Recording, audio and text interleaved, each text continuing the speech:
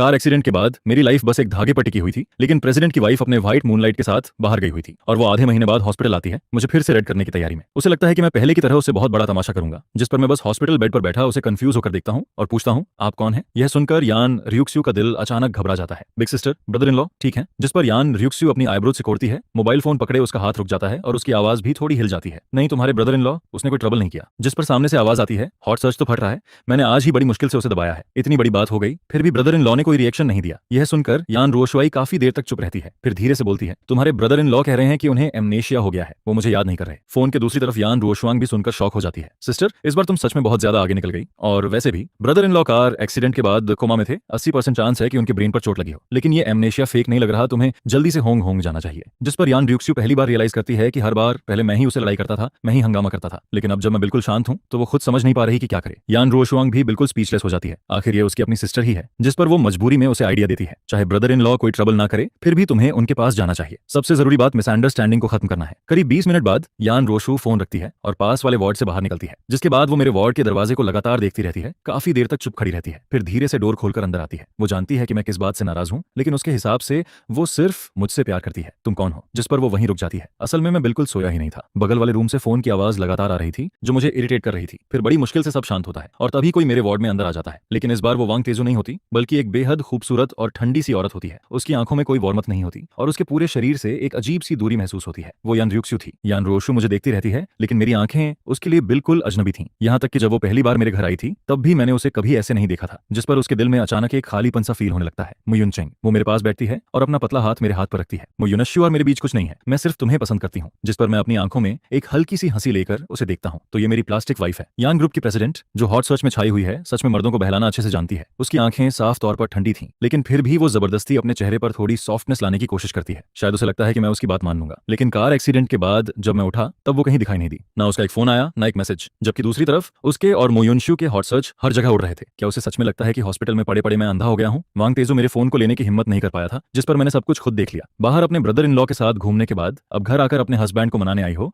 सच में बहुत डिस्गस्टिंग है। मैं धीरे से अपना हाथ उसकी पकड़ से निकालता हूँ। डॉक्टर ने तुम्हें बता दिया होगा कि मुझे एमनेशिया है, इतनी बड़ी बात तुमसे छुप नहीं सकती प्रेसिडेंट यान। जिस पर मैं सामने बैठी उस आइसबर्ग ब्यूटी को देखता हूँ और मेरे होंठों पर हल्की सी हंसी आ जाती है। तो अब एक्टिंग मत करो, वैसे भी मुझे ना तुम याद हो ना मुयुनश्यू, और ऑनेस्टली तुम्हारी इन छोटी छोटी गंदी बातों में मुझे कोई इंटरेस्ट भी नहीं है। मुयुनचेंग, मैं नहीं। लेकिन यान रियुक्स्यू फिर से मेरा हाथ पकड़ लेती है और इस बार पहले से ज्यादा जोर से पकड़ती है। शुरू से आखिर तक मैं सिर्फ तुम्हें पसंद करती हूँ, मेरे और मुझसे यूनश्यू के बीच। जिस पर मैं अचानक हंस देता हूँ। आखिर वो तुम्हारे दिल का व्हाइट मूनलाइट है, वही इंसान जिसे तुम सबसे ज्यादा छुपा कर रखती हो, है ना? यह सुनते ही उसका चेहरा तुरंत ठंडा पड़ जाता है। मुना युनचेंग, बस बहुत हो गया। जिस पर मैं धीरे से उसका हाथ झटकता हूँ और साइड में हटने लगता हूँ, लेकिन अचानक यान रोशु मुझे घूरने लगती है। फिर एक हाथ से मेरी बैग पकड़ लेती है और दूसरा हाथ हॉस्पिटल बेड पर रखकर मुझे रोक देती है और फिर बिना कुछ कहे वो मेरे करीब आने लगती है। लेकिन मैं उसे धीरे से धक्का देता हूँ और अगले ही पल उसे एक जोरदार थप्पड़ मार देता हूँ। यान रोशु हमेशा से ऊपर रही थी, उसके सामने कभी किसी ने ऊंची आवाज तक में बात नहीं की थी। थप्पड़ मारना तो बहुत दूर की बात थी, लेकिन अब सिर्फ एक किस की वजह से उसे मेरे हाथ से थप्पड़ पड़ गया। जिस पर वो मुझे ऐसे देखती है जैसे मेरी आत्मा के अंदर तक देख लेना चाहती हो। लेकिन मैं, जो हमेशा उसके सामने शांत और नरम रहता था, इस बार बिल्कुल नहीं डरता। मैं तो पॉकेट से एक टिश्यू निकालता हूँ और अपने होंठों को ऐसे साफ करने लगता हूँ जैसे उसने मुझे गंदा कर दिया हो। मेरा ये रिएक्शन देखकर उसके दिल में सीधा चोट लगती है। बाहर निकलो। मैं अपने होंठों से लिपस्टिक का निशान साफ करता हूँ, फिर ठंडी आवाज में दरवाजे की तरफ इशारा करता हूँ। जिस पर इस बार यान रोशु सच में घबरा जाती है। उसे खुद भी समझ नहीं आता कि वो वार्ड से बाहर कैसे निकलती है। उसे सिर्फ इतना याद रहता है कि मेरी आंखों के सामने वो एक पल भी रुक नहीं पाती, क्योंकि उसे डर लग रहा था कि अगर वो और रुकी तो मैं उससे और ज्यादा नफरत करने लगूंगा। यान रोशु के जाने के बाद मैं जितना इसके बारे में सोचता हूँ उतना ही मेरा फैसला मजबूत होता जाता है। जिस पर मैं सीधा बेड से उठता हूँ, बाथरूम में जाता हूँ और बहुत ध्यान से अपने दांत साफ करता हूँ। इसके बाद मैं वापस हॉस्पिटल बेड पर आकर बैठता हूँ, फोन निकालता हूँ और इंटरनेट पर यान रोशु के साथ अपनी 3 साल की शादी के बारे में सर्च करने लगता हूँ। लेकिन मुझे कुछ भी नहीं मिलता। यहाँ तक कि पिछले कुछ दिनों से जो हॉट सर्च हर जगह छाया हुआ था वो भी पूरी तरह गायब किया जा चुका था। सब कुछ पूरी तरह गायब हो चुका था और मेरी आंखों में एक ठंडी सी लहर दौड़ जाती है। मेरे हाथ तेजी से चलते हैं, लेकिन तभी मुझे पता चलता है कि मोबाइल में वेबो दूसरे अकाउंट पर स्विच हो सकता है। जिस पर मैं बिना सोचे तुरंत उसे बदल देता हूँ और फिर जो वीबो पोस्ट्स मेरे सामने आती जाती हैं वो मेरी आंखों में चुभती चली जाती हैं। आज यान रियुक्स्यू और मेरी शादी की दावत है। मैंने कभी नहीं सोचा था कि वो मुझसे शादी करेगी, लेकिन शादी के बाद भी वो मुयुनश्यू के बुलाने पर पूरे 1 महीने के लिए चली गई। आज तक मुझे समझ नहीं आया कि उसने मुझसे शादी ही क्यों की। इसके बाद एक और पोस्ट सामने आती है, वो मुझे चेकअप के लिए ले गई थी। डॉक्टर ने कहा कि मैं बिल्कुल हेल्दी हूँ, जिस पर मैंने साफ देखा कि वो राहत की सांस लेती है। लेकिन उसी पल मुयुनश्यू की बात मेरे दिल को तोड़ देती है। उसने मुझसे शादी सिर्फ मेरे खून की वजह से की। फिर अगली पोस्ट आती है, आज मैं घर वापस आया और मुयुनश्यू मुझे हंसते हुए पूछता है, क्या अभी तक तुम सच में यान रियुक्स्यू को हासिल नहीं कर पाए? जिस पर मुझे लगता है कि ये सब यान रोशु ने ही उसे बताया होगा, लेकिन फिर भी मैं उसे पसंद करता हूँ। भले ही वो ज्यादा बात नहीं करती, उसका चेहरा हमेशा ठंडा रहता है, लेकिन मेरे साथ वो ठीक रहती है। वो 20 साल से ब्लड बैग रही है और मेरे लिए सबसे अच्छी है, चाहे वो सिर्फ मेरे खून की वजह से ही क्यों ना हो। फिर अगली पोस्ट मेरी आंखों के सामने आती आती है। आज हमारी शादी की सालगिरह है। उसने मुझे किस किया और मेरा दिल जैसे बाहर आने वाला था, लेकिन अफसोस उसे फिर से मुझ युनशु ने बुला लिया। वो मुझे पहले से ज्यादा सूंघना पसंद करने लगी है, लेकिन फिर भी वो मुझे छूने नहीं देती। मुझे नहीं पता मैं कब तक इंतजार कर पाऊंगा। शायद वो मुझे थोड़ा सा पसंद करती है। मैं उसका रियल हस्बैंड बनना चाहता हूँ। इसके बाद अगली पोस्ट सामने आती है। आज हमारी शादी को 3 साल हो गए। शायद मैं बीमार हो चुका हूँ। जब भी उसका और मू युनशु का हॉट सर्च आता है या मू युनशु मुझे कोई फोटो भेजता है, मैं उससे बहुत बड़ा झगड़ा करने लगता हूँ और फिर वो आधी रात को घर वापस आती है। उस दिन मैं अचानक अपना गुस्सा कंट्रोल नहीं कर पाया। वो डर गई थी, जिस पर उसने मुझे बस कसकर पकड़ लिया और बार बार कहती रही, मू युनचेंग, मैं सिर्फ तुम्हें पसंद करती हूँ। जिस पर मुझे लगा कि शायद वो अभी भी मेरी परवाह करती है, लेकिन मेरा गुस्सा हर दिन और ज्यादा बढ़ता जा रहा है और शायद वो भी कभी नहीं सोचती कि मैं कैसा फील करता हूँ, क्योंकि हर बार वो मुझे बस गले लगा लेती है। लेकिन अब मुझे खुद से ही नफरत होने लगी है। मैं जानता हूँ कि मैं उसकी फीलिंग्स को अपने हथियार की तरह इस्तेमाल करता हूँ। मेरी नजर आखिर में उस आखिरी वीबो पर जाकर रुकती है। वो पोस्ट थोड़ी सी सुसाइड जैसी लग रही थी। आधे महीने पहले मैंने सच में उस कार एक्सीडेंट के बारे में सोचा था। उस वक्त मेरा दिल जैसे रुकने वाला था। पूरा एक दिन मैं वेबो पर अपनी पुरानी जिंदगी जोड़ता रहता हूँ और तभी मुझे समझ आता है कि मैं सिर्फ एक कमजोर और बेकार हस्बैंड नहीं था, बल्कि मैं फैमिली का सबसे बड़ा बेटा भी था। और मुयुनशु और मैं, हम दोनों ट्विन ब्रदर्स थे। मैं उसे सिर्फ 5 मिनट पहले पैदा हुआ था, लेकिन मुयुनशु बचपन से ही कमजोर था। 1 साल की उम्र में ही उसे एप्लास्टिक ब्लड डिजीज हो गई थी और उसे लंबे समय तक ब्लड ट्रांसफ्यूजन की जरूरत थी। और हम दोनों का ब्लड ग्रुप भी एक ही था, पांडा ब्लड। लेकिन मैं उससे ज्यादा हेल्दी था, जिस पर मैं मुयुनशु का ब्लड बैग बन गया। मेरी माँ कॉन्कुबिन्सु ने मुझे और मोती युनशु को जन्म देने के बाद अपनी बॉडी पूरी तरह खराब कर ली थी और उसके बाद वो कभी बच्चे पैदा नहीं कर पाई। इसलिए मेरे और मू युनशु के अलावा कोई छोटा भाई नहीं था। बस हमारी 3 बड़ी सिस्टर्स थी, लेकिन क्योंकि मू युनशु बचपन से कमजोर था और घर में सबसे छोटा भी वही था, इसलिए उन तीनों सिस्टर्स की नजर में भी सिर्फ वही था, जिस पर मैं खुद पर हंस देता हूँ। इस फैमिली में मैं हमेशा एक्स्ट्रा था। मेरी सिर्फ एक ही वैल्यू थी, मू युनशु के लिए ब्लड बैग बने रहना। मैं वेबो बंद करता हूँ और फोन बुक खोलता हूँ, फिर एक एक करके सारे नाम ब्लॉक करना शुरू कर देता हूँ। आज से मैं सिर्फ अपने लिए जीऊंगा। अब कोई भी मुझसे खून की एक बूंद भी नहीं ले पाएगा। एड्रेस बुक साफ करने के बाद मैं वीचैट भी डिलीट करना शुरू करता हूँ और सबसे पहले ऊपर पिंड मिसेज यान को डिलीट करता हूँ, जिसके बाद एक एक करके वो सारे लोग डिलीट होते जाते हैं जिन्हें मैं फैमिली कहता था। डिलीट करने से पहले मैं खास तौर पर उनकी चैट हिस्ट्री खोलकर देखता हूँ और वहां मुझे अपना पुराना वाला वर्जन दिखाई देता है। एक ऐसा इंसान जो बस हर किसी के पीछे घूमता रहता था, हर वक्त उनकी केयर करता था, जब बुलाओ तब पहुंच जाता था, उनके लिए भागता था और यहाँ तक कि उन्हें पैसे भी देता था, जिस पर मैं अपना हाथ उठाकर खुद को एक थप्पड़ मार देता हूँ। डिटेक्टिव मॉम सच कहती थी, लेकिन मेरे चेहरे पर पड़े उस थप्पड़ का दर्द भी मुझे महसूस नहीं होता। मैं बिल्कुल शांत होकर वीचैट साफ करता रहता हूँ और आखिर में सिर्फ एक नाम बचता है, जियांग मो, क्योंकि जियांग मो के साथ मेरी आखिरी चैट मुझे डांटने वाली थी। वो मुझे गुस्से में कह रहा था कि मैं प्यार में पागल हो चुका हूँ। एक औरत के लिए मैंने खुद को खो दिया है। उसने कहा था, अगर मैं ऐसे ही चलता रहा तो एक दिन मेरे पास कोई दोस्त नहीं बचेगा और जब तक बहुत जरूरी ना हो वो मुझसे दोबारा कांटेक्ट नहीं करेगा। मैं फोन स्क्रीन को चुपचाप देखता हूँ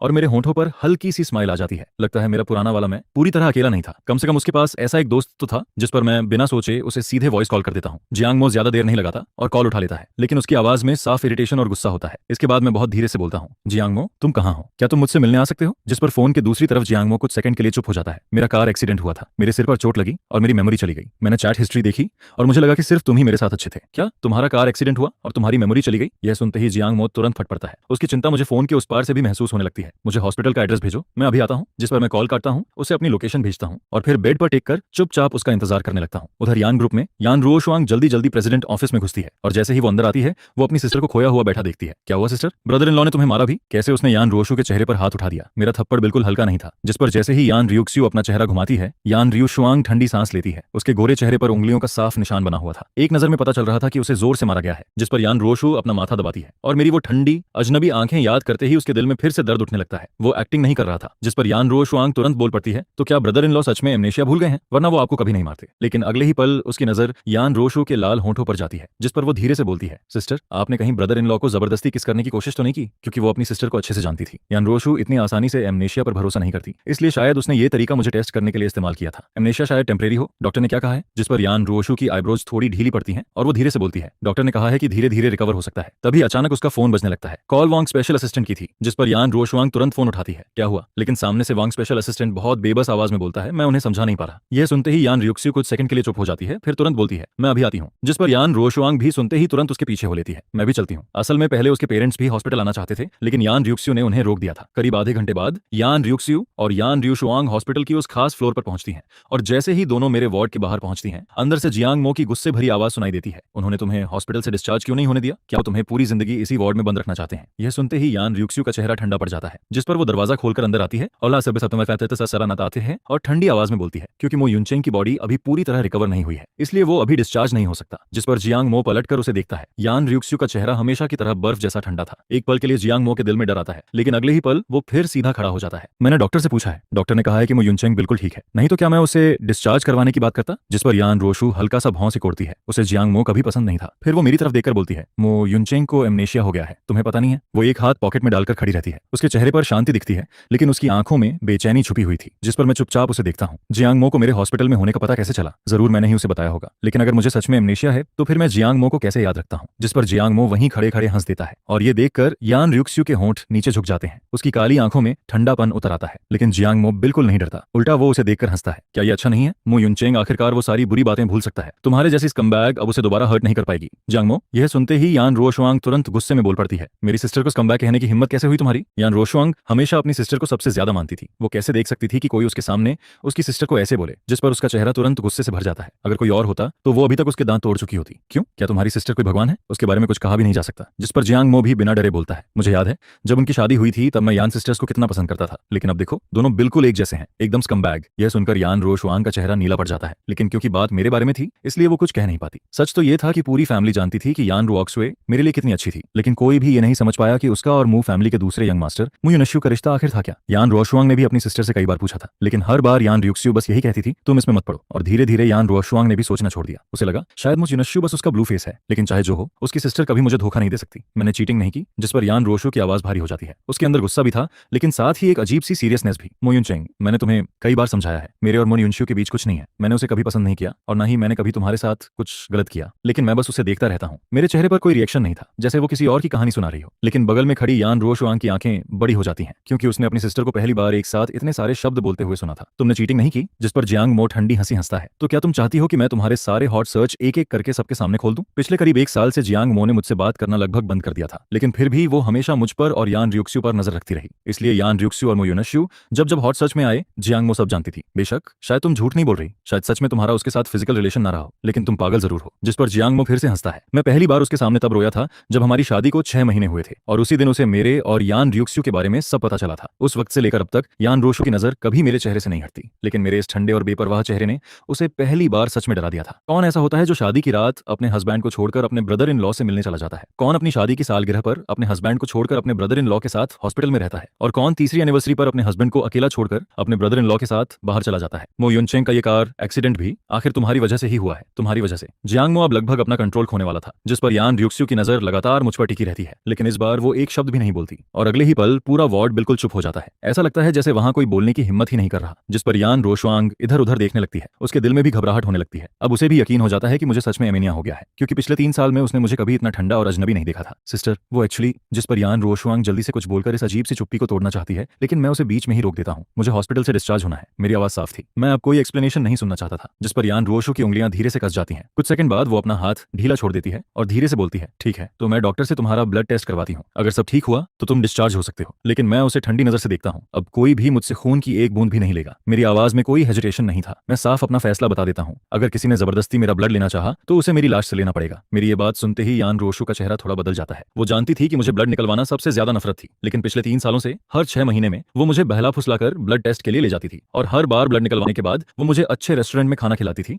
अपना काम छोड़कर कुछ दिन मेरे साथ रहती थी, और मैं हमेशा उसकी हर बात मान लेता था। लेकिन इस कार एक्सीडेंट और एमनेशिया के बाद जैसे मैं पूरी तरह बदल गया था। जिस पर यान रोशु कुछ भी समझ नहीं पाती। एमनेशिया में यादें जाती हैं, लेकिन क्या किसी का पूरा स्वभाव भी इतना बदल सकता है? मैं ब्रदर इन लॉ की बात मानती हूँ। जिस पर यान रोशवांग जल्दी से बोलती है, वो हॉस्पिटल में दोनों को लड़ते हुए नहीं देखना चाहती थी। वैसे भी उसने कभी मुझे और यान र्यूक्स्यू को लड़ते नहीं देखा था। आखिर में यान र्यूक्स्यू मेरी तरफ देखकर धीरे से बोलती है, ठीक है, तुम्हारे लिए। और फिर वो आखिरकार मान जाती है। मैं अभी डिस्चार्ज के पेपर्स करवा देती हूँ। यह सुनते ही जियांग मो की आंखें बड़ी हो जाती हैं। उसे यकीन ही नहीं होता कि यान रोशु सच में मेरी बात मान गई। जिस पर वो मन ही मन सोचता है, मो युनचेंग, अगर अभी तुम नहीं संभले तो फिर कभी नहीं संभलोगे। 3 साल की बिना प्यार वाली शादी क्या काफी नहीं थी ये समझने के लिए कि ये औरत अंदर से कितनी खराब है? उसकी सारी नरमी, उसका सारा प्यार, सब सिर्फ दिखावा था। लेकिन जब तक यान र्यूक्सुए पलटकर वार्ड से बाहर जाती है, मेरे चेहरे पर कोई रिएक्शन नहीं आता। अब मैं उसके बारे में कुछ भी सोचना नहीं चाहता था। जिस पर जियांग मो आखिरकार चैन की सांस लेता है। बहुत बढ़िया, अब जाकर तुम सच में खड़े हुए हो मो युनचेंग। आदमी को ऐसा ही होना चाहिए, वरना पूरी जिंदगी औरतें उसे दबाकर रखती हैं। लेकिन यान रोशु अभी बाहर डिस्चार्ज की फॉर्मेलिटीज करने गई ही थी कि अगले ही पल वार्ड में 3 और लोग आ जाते हैं। मेरी बड़ी सिस्टर मो युनकिंग और मेरे पेरेंट्स। जैसे ही जियांग मो उन्हें देखता है, वो तुरंत ताना मारता है, वाह, आज कैसी हवा चल रही है, इतने रेयर लोग एक साथ यहाँ कैसे आ गए? क्या तुम लोग फिर से यहाँ कोई तमाशा करने आए हो? जियांग मो, तुम यहाँ क्या कर रहे हो? जिस पर मो युनकिंग उसे ठंडी नजर से देखती है। इस साल मो युनकिंग 28 साल की थी। डैड को स्ट्रोक आने के बाद उसने मो फैमिली की कंपनी संभाल ली थी। हालांकि बचपन से ही उसे हेयर की तरह तैयार किया गया था और उसमें काबिलियत भी थी, लेकिन उसकी किस्मत बहुत खराब थी। कंपनी संभालने के बाद उसने जितने भी इन्वेस्टमेंट किए, सब में नुकसान हुआ। अगर यान फैमिली का सहारा ना होता तो शेयर होल्डर्स उसे बहुत बहुत पहले बाहर निकाल चुके होते। जिस पर जियांग मो हाथ बांधकर हंसता है, जब बाकी सब यहाँ आ सकते हैं तो मैं क्यों नहीं? तुम्हारी मो फैमिली में मो युनचेंग को छोड़कर कोई भी अच्छा नहीं है। मुशु बेवकूफ है, पास्टर का दिमाग खराब है,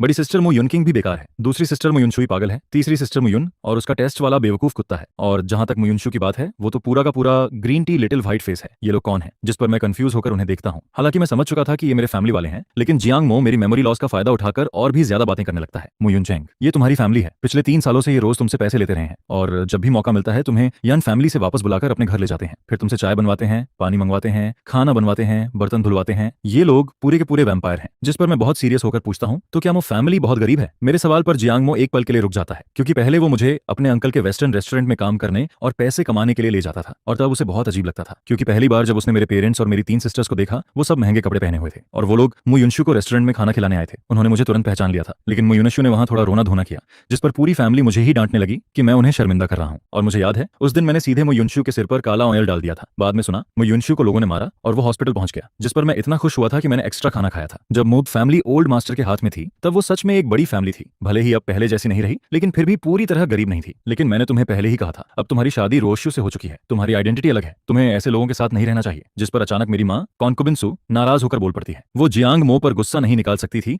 इसलिए हमेशा की तरह सीधा मुझ पर निकालती है और जियांग मोबा से गुस्से मो बस साइड में खड़ा दांत भींच कर रह जाता है। वो उसकी तरफ बिना किसी इमोशन के देखता है और बिल्कुल ठंडी आवाज में कहता है, मुझे याद नहीं है।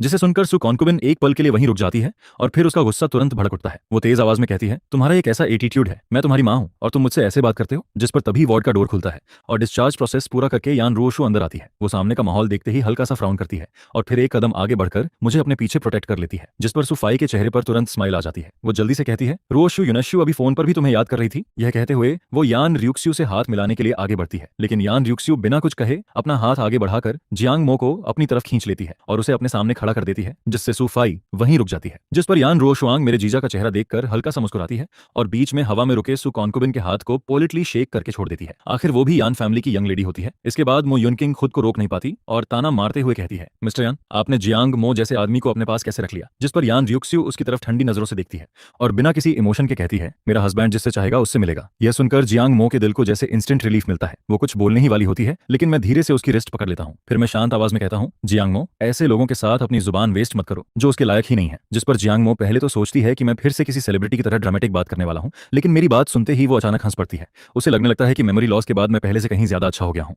यहाँ तक कि वो दिल ही दिल में चाहती है कि मुझे कभी कुछ याद ही ना आए। इसके बाद ताकि ये वैम्पायरस मुझे दोबारा अपने जाल में न फंसा पाए, मैं जियांग मो को थोड़ा शांत करता हूँ। फिर मैं सामने खड़े मो फैमिली की तरफ देखता हूँ, जो यान रियुक्स्यू की वजह से गुस्से में होने के बाद भी कुछ बोल नहीं पा रहे होते हैं। फिर मैं धीरे लेकिन साफ आवाज में कहता हूँ, मैं इतने सालों से मो युनशु से बंधा हुआ था, लेकिन अब ये रिश्ता खत्म करने का टाइम आ गया है और जहां तक जन्म देने वाली बात है उसका हिसाब मेरी वाइफ पहले ही पैसे देकर चुका चुकी है। आगे से हम सब अपने अपने रास्ते चलते हैं और दोबारा कभी हमसे कांटेक्ट मत करना। जिसे सुनकर सु कॉन्कुबिन वहीं खड़े खड़े रोने लगती है। वो कांपती हुई आवाज में कहती है, ठीक है, अब तुम्हारे पंख निकल आए हैं, इसलिए तुम अपनी ही मां से रिश्ता तोड़ना चाहते हो। मैंने तुम्हें 10 महीने पेट में रखा था। तुम्हें और मुकासे युनशु को जन्म देने के बाद मैं दोबारा कभी मां नहीं बन पाई। मुशुरेन ने तो 5 बच्चों को जन्म दिया, लेकिन मैं फिर भी एक और बच्चा चाहती थी। यह सुनते ही कि वो अब कभी बच्चा पैदा नहीं कर सकती, जियांग मो खुद को रोक नहीं पाती और अचानक जोर से हंस देती है। हालांकि मुझे अपने और जियांग मो के बीच की पुरानी बातें याद नहीं होती हैं और अभी तक मुझे डिटेल में कुछ जानने का मौका भी नहीं मिला था, लेकिन मैं साफ फील करता हूं कि जियांग मो बिना कुछ सोचे हमेशा मेरी साइड लेती है। जिस पर सु कॉन्कुबिन आखिरकार अपना गुस्सा नहीं रोक पाती और तेज कदमों से जियांग मो की तरफ बढ़ने लगती है। लेकिन इससे पहले कि वो कुछ कर पाती, मैं बिना सोचे जियांग मो को अपने पीछे प्रोटेक्ट कर लेता हूं और फिर उसकी तरफ देखकर ठंडी आवाज में वार्निंग देता हूं, अगर तुमने इसे छूने की भी कोशिश की तो मैं तुम्हें इसकी कीमत जरूर चुकाऊंगा। आखिर अब मैं यान रोशु का लीगल हस्बैंड होता हूं। भले ही वो एक स्कमबैग हो, लेकिन कम से कम वो मुझे पैसा, सपोर्ट और फेस देती है। जिस पर यान रोशु का चेहरा भी इंस्टेंटली ठंडा पड़ जाता है।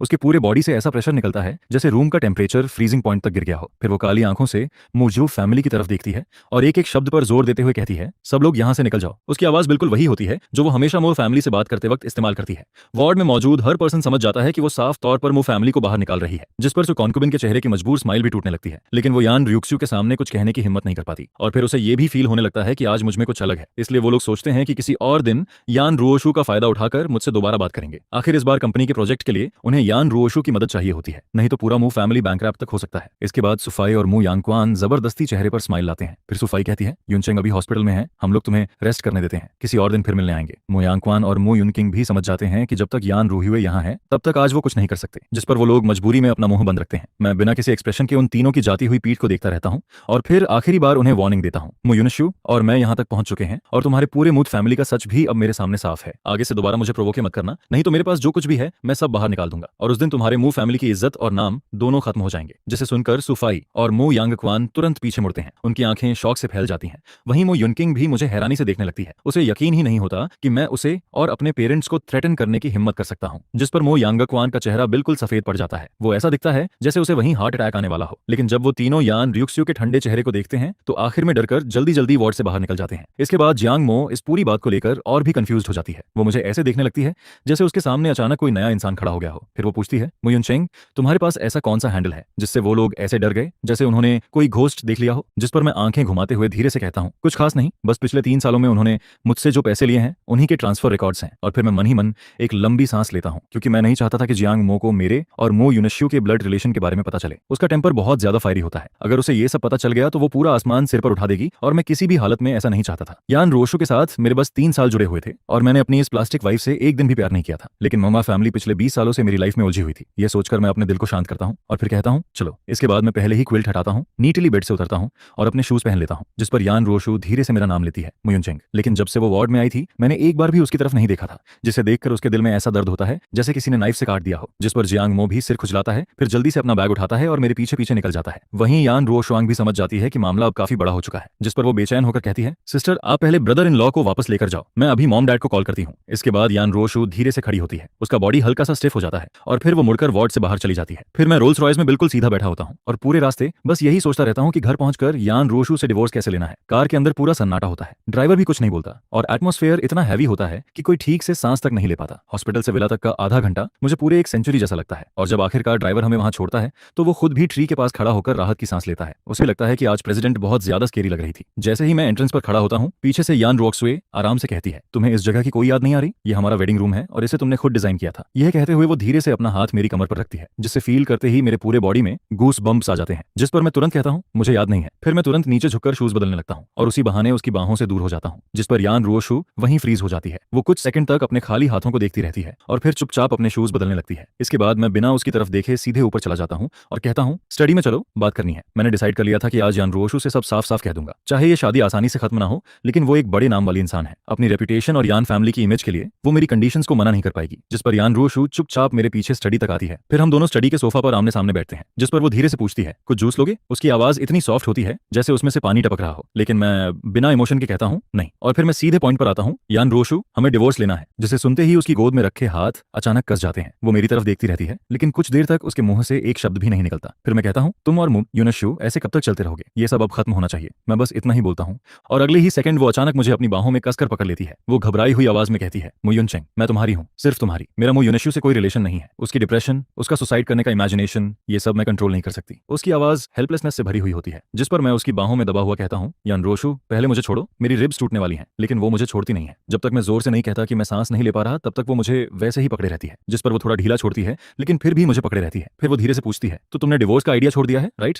जिस पर मैं कुछ बोल पाऊं उससे पहले ही वो और जोर से मुझे पकड़ लेती है और कहती है, जब तक मैं जिंदा हूं डिवोर्स कभी नहीं होगा। मैं पहले से जानता था कि वो कभी मानने वाली नहीं है। चाहे अमीर लोगों की शादी सिर्फ दिखावा ही क्यों ना हो, लेकिन उसके लिए फेस और रेपुटेशन लाइफ से भी ज्यादा इंपॉर्टेंट होती है। जिस पर मैं कहता हूं, ठीक है, अगर तुम मेरी 3 कंडीशंस मान लो और एग्रीमेंट साइन कर दो तो मैं अभी के लिए डिवोर्स की बात नहीं करूंगा। फिर मैं उसे खुद से दूर करने की कोशिश करता हूं, लेकिन वो फिर भी अपना सिर मेरे चेस्ट में छुपा लेती है और धीरे से कहती है, बोलो। मैं कहता हूं, पहली बात, आगे से तुम मेरा ब्लड नहीं लोगी और ना ही किसी और को लेने दोगी। जिस पर वो बिना एक सेकंड सोचे तुरंत मान जाती है। फिर मैं कहता हूं, दूसरी बात, अब मेरा और मो फैमिली का कोई रिलेशन नहीं रहेगा। आगे से तुम अगर उनकी मदद भी करोगी तो वो युनशु के नाम पर मुझे बीच में मत लाना। इस बार भी वो तुरंत हाँ कर देती है। फिर मैं तीसरी बात कहता हूं, मैं बाहर जाकर काम करना चाहता हूं। मैं अब मिस्टर यान की आइडेंटिटी में बंध कर नहीं रहना चाहता। मुझे पूरी फ्रीडम चाहिए। जिसे सुनकर यान रोशु का पूरा बॉडी एकदम रुक जाता है। फिर वो मुझे देखकर कहती है, तुम बाहर जाकर काम करना चाहते हो? मुयुन चेंग, तुम्हें काम करने की जरूरत नहीं है, मैं तुम्हें पूरी लाइफ रख सकती हूँ। लेकिन वो अपनी बात पूरी कर पाती उससे पहले ही मैं उसे बीच में रोक देता हूँ। मैं कहता हूँ, मैं तुम्हारे पैसे पर पलकर किसी वेस्ट की तरह नहीं जीना चाहता। जिस इंसान का सब कुछ किसी और के हाथ में होता है वो कभी अपनी मर्जी से कुछ नहीं कर पाता। वो फैमिली लालची है और तुमने हमेशा पैसे से मुझे दबाने की कोशिश की है। फिर मैं उसकी आंखों में देखकर कहता हूँ, अगर तुम मेरी तीनों कंडीशंस मानती हो तो एग्रीमेंट तैयार करो और ध्यान रहे वो फेयर होना चाहिए। जिस पर यान रोशु मुझे कुछ देर तक चुपचाप देखती रहती है। फिर अचानक वो सिर झुकाकर मेरी खुशबू फील करने लगती है और फिर धीरे से कहती है, क्या एग्रीमेंट में एक और कंडीशन ऐड करूं कि तुम मुझे टच नहीं करने दोगे? जिस पर मैं तुरंत स्ट्रेट फेस बनाकर उसे अपने से दूर कर देता हूं। तब जाकर उसे याद आता है कि मुझे एमनेशिया है और अब मैं उसे अपने पास आने भी नहीं देना चाहता। जिस पर वो धीमी आवाज में कहती है, हम हस्बैंड वाइफ, मैं तुम्हें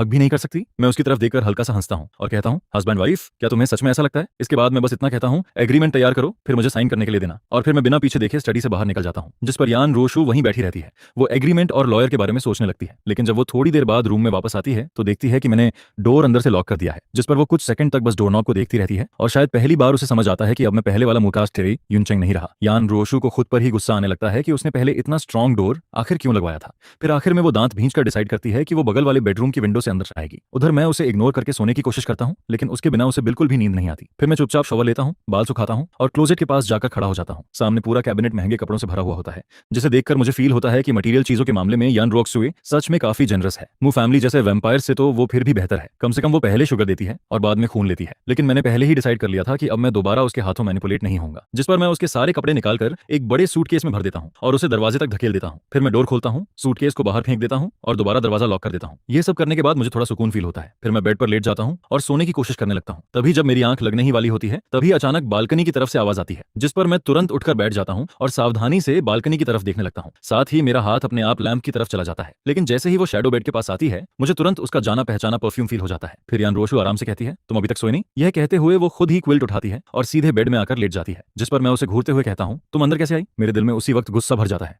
क्योंकि साफ था कि मैंने पहले उसे बहुत ज्यादा सिर चढ़ा दिया था। पहले वाला मैं कभी रूम लॉक नहीं करता था, मैं हमेशा उसकी वेट करता था और वो आते ही खुद उसे हक करके सो जाता था। जिस पर यान रोशु फिर से मुझे हक करने के लिए हाथ बढ़ाती है, लेकिन मैं तुरंत उसका हाथ झटक देता हूँ। फिर मैं चिढ़कर कहता हूँ, लगता है एग्रीमेंट में चौथी कंडीशन भी ऐड करनी पड़ेगी। जिसे सुनते ही उसे तुरंत समझ आ जाता है कि मैं क्या कहना चाहता हूँ। फिर वो धीरे से कहती है, मैं हर रात तुम्हें हक करके ही सोती हूँ, अचानक ऐसे मुझे नींद नहीं आती। जिस पर मैं हंसकर कहता हूँ, जब तुम यूनशु को हक करती थी तब तो तुम्हें नींद आ जाती थी ना? वेडिंग नाइट पर भी तुम उसी के पास भागी थी। फिर यान रोशु तुरंत कहती है, मैंने कभी किसी और को हक नहीं किया, मैंने अपनी पूरी लाइफ में सिर्फ तुम्हें हक किया है। लेकिन मैं उसकी तरफ देखकर ठंडे अंदाज में कहता हूँ, मुझे छोड़ो, अभी मैं तुमसे बहुत इरिटेट हूँ। जिस पर वो अचानक और जोर से मेरा हाथ पकड़ लेती है और कहती है, मैं कसम खा सकती हूँ, पहले तुम हमेशा मुझ पर ट्रस्ट करते थे, लेकिन अब तुम्हें कुछ याद नहीं है मयूनचेंग। मैं तुम्हें प्रूफ दिखाऊंगी। यह सुनकर मैं उसकी तरफ देखने लगता हूँ। मुझे क्यूरियोसिटी होती है कि वो अपनी इनोसेंस साबित करने के लिए आखिर क्या दिखाएगी। लेकिन अगले ही पल वो अपना फोन निकालती है और उसमें कुछ वीडियोस और सर्विलांस फुटेज खोल देती है। उन सब में बस यही दिख रहा होता है कि वो मुझे हक करके सो रही है या फिर हम दोनों आपस में बात कर रहे हैं। जिस पर मैं हैरान होकर कहता हूँ, तुमने बेडरूम में कैमरा लगवा रखा था? यह सुनते ही मेरा स्कैल्प सुन्न पड़ जाता है। फिर मैं गुस्से में कहता हूँ, तुम प्राइवेट रूम में भी सर्विलांस लगाती हो? क्या तुम पागल हो? जिस पर यान रोशु जल्दी से समझाने लगती है, ये तुमने ही कहा था, तुमने ही मुझे लगाने के लिए बोला था और तुमने ही एग्री किया था, और ये फुटेज सिर्फ मेरे फोन में दिखती है। लेकिन मैं उसकी तरफ देखकर कहता हूँ, जरूर मैंने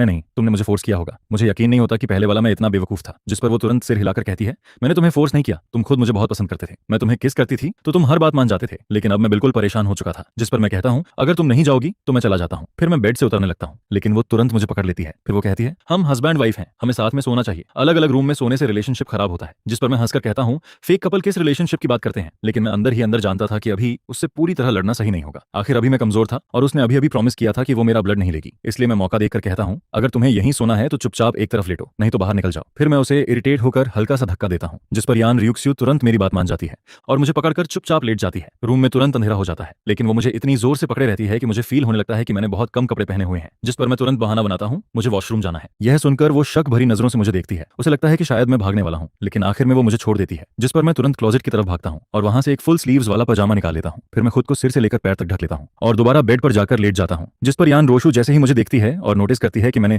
लॉन्ग स्लीव्स वाला पजामा पहन लिया है, उसका चेहरा उसी वक्त डार्क हो जाता है। उसकी आंखें भी थोड़ी कॉम्प्लिकेटेड हो जाती हैं, लेकिन इसके बाद भी वो मुझे अपनी बाहों में पकड़कर सो जाती है। अगली सुबह जैसे ही मेरी आंख खुलती है, सबसे पहले मुझे यान रोशु का चेहरा दिखाई देता है। सोते वक्त उसके चेहरे पर हमेशा वाली कोल्डनेस नहीं होती, वो काफी शांत और सॉफ्ट लग रही होती है। जिस पर मैं खुद को रोक नहीं पाता और उसके गाल को हल्का सा पिंच कर देता हूँ, जिससे वो हल्का सा भौहें सिकोड़ती है और धीरे धीरे अपनी आंखें खोलती है। फिर वो मुझे थोड़ा कंफ्यूज्ड होकर देखती है और धीरे से कहती है, मुयुनचेंग। जिस पर मैं कपड़े पहनते हुए कहता हूँ, आज मैं बाहर जा रहा हूँ, आए हूँ। जैसे ही मैं उसकी बाहों से निकलता हूँ, उसके दिल में भी एक खालीपन सा फील होता है। फिर वो बेड पर बैठ जाती है और अपने बिखरे हुए बाल ठीक करती है। इसके बाद वो पूछती है, क्या मैं तुम्हारे साथ चल सकती हूँ? जिस पर मैं उसकी तरफ देखकर कहता हूँ, मैं जॉब ढूंढने जा रहा हूँ। क्या एन ग्रुप बंद हो गया है जो उसकी प्रेसिडेंट के पास कोई काम नहीं है? यह सुनकर वो हेल्पलेस होकर कहती है, तुम ही मेरा काम हो। लेकिन मैं उसकी बात को बिल्कुल सीरियसली नहीं लेता। फिर मैं ठंडी आवाज में उसे याद दिलाता हूँ, एग्रीमेंट की तीसरी कंडीशन मत भूलना, मुझे पूरी फ्रीडम चाहिए, रूल्स मत तोड़ना। इसके बाद मैं बेड से उतरता हूँ और कपड़े ढूंढने के लिए क्लोजेट खोलता हूँ। जिस पर यान रोशु भी उठकर क्लोजेट की तरफ देखती है, लेकिन जैसे ही वो अंदर देखती है, उसे पता चलता है कि उसके सारे कपड़े गायब हैं। फिर वो हैरानी से कहती है, मेरे कपड़े कहाँ हैं, मेरे कपड़े कहाँ हैं? जिस पर वो मुड़कर मेरी तरफ देखती है, लेकिन मुझे बिल्कुल भी गिल्टी फील नहीं होता। मैं बस नीचे डोर की तरफ इशारा करके कहता हूँ, सब बाहर वाले बड़े सूटकेस में है। जिसे सुनकर वो हेल्पलेस होकर एक लंबी सांस लेती है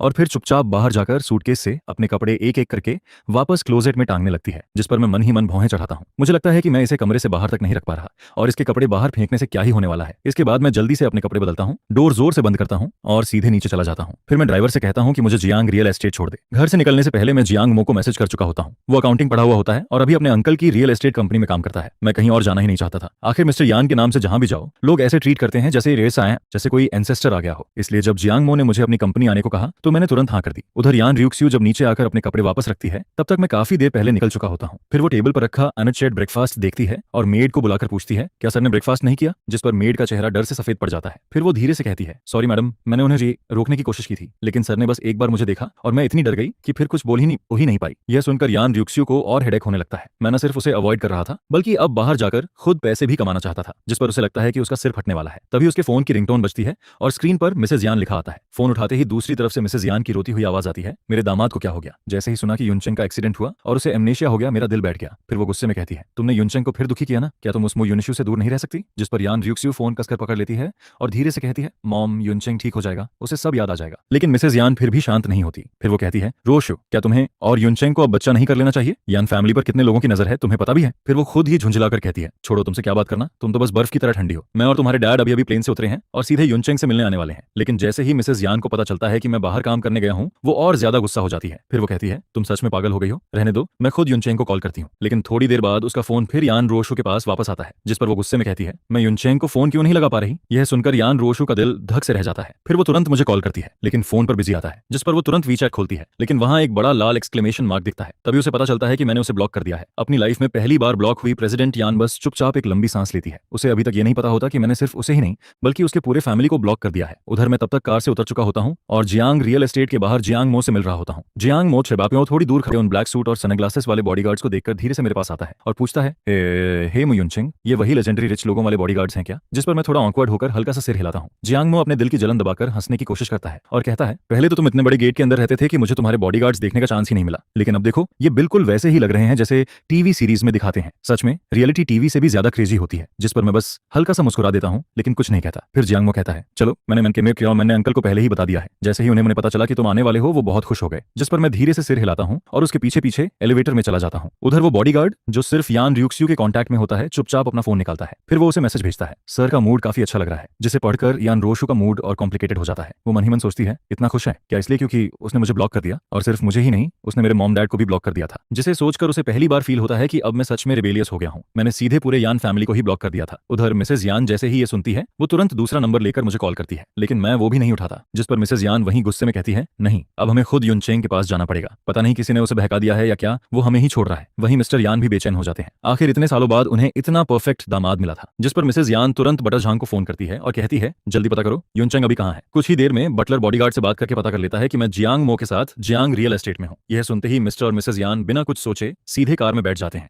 और ड्राइवर से कहते हैं कि जियांग रियल एस्टेट चलो। जिस पर पूरा यान फैमिली एक साथ जियांग रियल एस्टेट पहुंचने के लिए निकल पड़ता है। ये खबर पूरे अपर क्लास सर्कल में आग की तरह फैल जाती है। सारे बड़े बिजनेसमैन के फोन्स लगातार बजने लगते हैं। उधर मैं आराम से जियांग रियल एस्टेट में बैठा टी पी रहा होता हूँ, और वो भी सबसे एक्सपेंसिव दाहुंग पाओ। हालांकि मुझे याद नहीं कि पहले मुझे ये पसंद थी या नहीं, लेकिन अब मैं इतना जरूर जानता हूँ कि मुझे ये बिल्कुल पसंद नहीं है। मुझे ये सब बिल्कुल पसंद नहीं आता है, लेकिन फिर भी मैं पोलाइट रहता हूँ और अपने चेहरे पर कुछ भी शो नहीं करता हूँ। आखिरकार जियांग मो के अंकल जियांग मिन, जो कि जियांग रियल एस्टेट के जनरल मैनेजर होते हैं, जॉब के लिए मुझसे मिलने आए होते हैं। जिस पर उनके चेहरे पर बेचैनी साफ दिखाई दे रही होती है और उनकी नर्वसनेस तो आंखों से ही नजर आ रही होती है। जिस पर मैं उन्हें पॉलिटली मना कर देता हूँ। फिर मैं आराम से टी कप नीचे रखता हूँ और उन्हें ध्यान से देखते हुए कहता हूँ, मैं सेल्स पर्सन बनना चाहता हूँ। यह सुनते ही जियांग मिंग पूरी तरह शॉक हो जाता है। जिस पर वह मेरी तरफ देखकर कहता है, क्या? क्योंकि जब मैं कहता हूँ कि मैं सेल्स पर्सन बनना चाहता हूँ, तब उसके चेहरे पर पूरा डिसबिलीफ नजर आ रहा होता है। आखिर मैं प्रेसिडेंट का हस्बैंड हूँ। जिस पर जियांग मिनिंग जल्दी से संभलता है और एक के बाद एक बोलना शुरू कर देता है, मिस्टर मू, मैं आपके ऊपर हंस नहीं रहा हूँ, लेकिन हमारी कंपनी के हाउसेस बेच पाना इतना आसान नहीं होता है। यह सुनते ही बगल में खड़ी जियांग मो अचानक आगे आती है और हंसने लगती है। जिस पर वह कहती है, अंकल तो रियल एस्टेट में हमेशा लॉस ही करते रहते हैं। आखिर जब आपको इसकी समझ नहीं है तो इसमें आने की जरूरत क्या थी? अपने कपड़े बेचते, वही ज्यादा बेटर नहीं था? यह सुनकर जियांग मिंग का चेहरा काला पड़ जाता है और वह गुस्सा करने ही वाला होता है।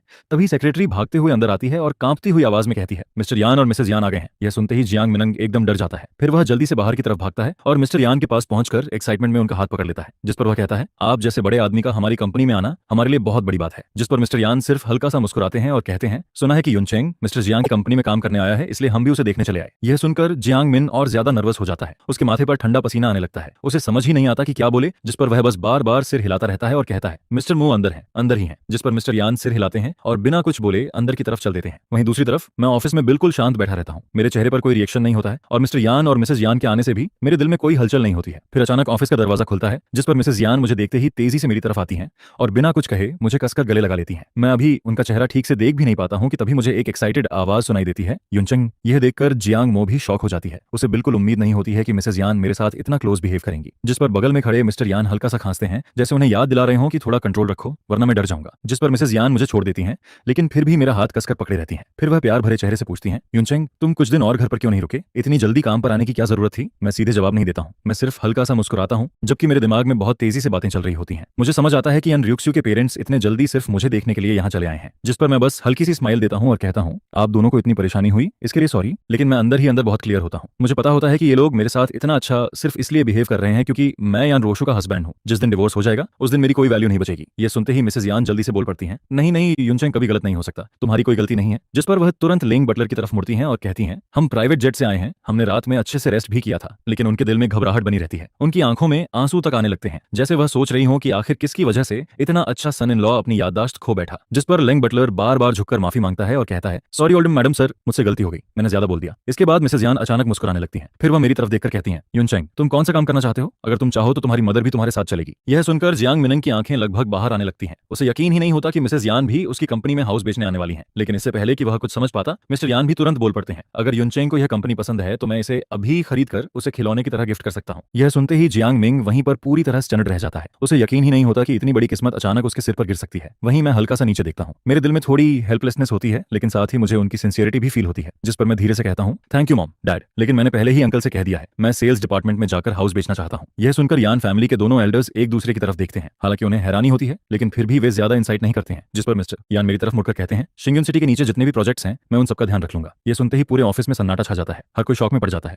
यहाँ तक कि मैं भी कुछ देर के लिए स्पीलेस हो जाता हूँ। फिर काफी देर बाद मैं धीरे से कहता हूँ, हम फैमिली हैं, अगर आप इस तरह पैसा खर्च करेंगे तो मुझे अच्छा नहीं लगेगा। मैं काम करने बाहर आया हूँ ताकि मैं पैसे कमा सकूं, दूसरे लोगों के पैसे कमाऊं, आपके नहीं। यह सुनते ही मिस्टर यान अचानक अपना माथा पकड़ लेते हैं और कहते हैं, सही कहा, मेरा पैसा भी तो तुम्हारा ही पैसा है, देखो मैं कितना बड़ा फूल हूँ। लेकिन वह ये कहते जरूर हैं, जिस पर उनकी आंखों से साफ पता चल रहा होता है कि उनके दिमाग में अभी भी कोई दूसरा प्लान चल रहा है। इसके बाद मिस्टर यान तुरंत मुझे और दोनों एल्डर्स को डिनर के लिए इन्वाइट कर देते हैं, जिस पर मैं भी मना नहीं करता हूँ, क्योंकि मैं सोचता हूँ कि मिस्टर यान की आइडेंटिटी का यूज करके जियांग फैमिली को कुछ फायदा पहुंचा दूं और साथ ही अपने लिए भी थोड़ा कॉन्फिडेंस बचा लूं, ताकि फ्यूचर में चाहे कुछ भी हो मैं यहाँ से अपने दम पर जा सकूं। इसके बाद हम एक हाई एंड रेस्टोरेंट में पहुंचते हैं और बैठ जाते हैं, जिस पर मिस्टर यान हाथ उठाकर एक के बाद एक कई फेमस डिशेज ऑर्डर करने लगते हैं। वहीं वेटर बगल में खड़ा सब कुछ नोट करता रहता है और ऑर्डर पूरा होने के बाद मिस्टर यान मेरी तरफ मीनिंगफुली देखते हैं। फिर वह बटलर को रुऑक्सुए को कॉल करने के लिए कहते हैं और बोलते हैं कि उससे कहो वह किसी के हाथ एक बॉटल फ्रेश। जिसके बाद आधे घंटे से भी कम समय में यान रोशो दरवाजे पर दिखाई देती है। वह ब्लैक बिजनेस सूट पहने होती है, उसके होंठ हल्के से ब्लर्ड लग रहे होते हैं और उसके पूरे शरीर से एक अजनबी जैसी कोल्ड फीलिंग आ रही होती है। फिर वह सीधे मेरी तरफ आती है और अपना साफ खूबसूरत हाथ आगे बढ़ाकर मेरे सामने फ्रेश मिल्क की एक बोतल रख देती है। यान रोशो खुद मिल्क लेकर आई है। यह देखकर मैं थोड़ा सरप्राइज हो जाता हूँ। आखिर सेकंड एल्डर के सामने मैं उसे एम्बैरस नहीं कर सकता था।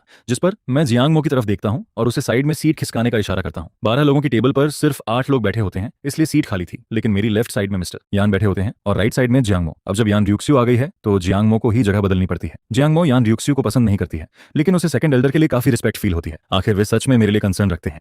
जिस पर वह बिना कुछ बोले उठती है और चेयर साइड में खिसका देती है। फिर यान रोशु धीरे से थैंक्स कहती है, जिस पर मिस्टर यान अचानक खुश हो जाते हैं और मुस्कुराते हुए कहते हैं, युनचेंग ये फ्रेश मिल्क खास तुम्हारे लिए मंगवाया गया है। ये सुनते ही मैं पूरी तरह शॉक हो जाता हूँ। जिस पर मिस्टर यान आगे कहते हैं, मैंने ही रोशु से कहा था कि वह तुम्हारे लिए मिल्क लेकर आए। फिर वह बताते हैं, 3 साल पहले रोशु ने कहा था कि तुम्हारा हेल्थ ठीक नहीं है और डॉक्टर ने भी कहा था कि तुम्हें प्रॉपर न्यूट्रिशन नहीं मिल रहा, इसलिए उसने यूके से एक गाय मंगवाई थी। फिर हर दिन उसका फ्रेश मिल्क निकाला जाता है, प्रोसेस होता है और विला भेजा जाता है। यह सुनकर मेरा जबड़ा तक शॉक से खुला रह जाता है और बगल में बैठी जियांग मो भी हैरान रह जाती है। फिर वह हल्की सी हंसती है और कहती है, यान रोशु छोटी छोटी चीजों में काफी ध्यान देती है, लेकिन एक ऐसी औरत जो किसी एक इंसान के लिए लॉयल नहीं है, उसके केयर करने का क्या फायदा? इससे इंसान और ज्यादा कोल्ड हो जाता है, खासकर जब वह मो यूनश्यू के साथ इन्वॉल्व हो। यह सुनकर जियांग मिन भी खुद को रोक नहीं पाता और कहता है, मिस यान सच में अपने हस्बैंड को बहुत ज्यादा चाहती है। लेकिन जैसे ही वह यह कहता है, जियांग मो टेबल के नीचे से अपने अंकल को जोर से पैर मार देती है, जिस पर मुझे मिसेज यान की बात याद आती है। तब से ही मुझे शक होने लगता है कि शायद यान र्यूक्स्यू मेरा बॉडी कंडीशन कर रही थी, सिर्फ इसलिए ताकि मैं मो यूनश्यू के लिए एक परफेक्ट ब्लड सोर्स बन सकूं। और शायद उसने मुझसे शादी भी इसलिए की थी क्योंकि वह जानती थी कि मैं उससे बहुत प्यार करता हूं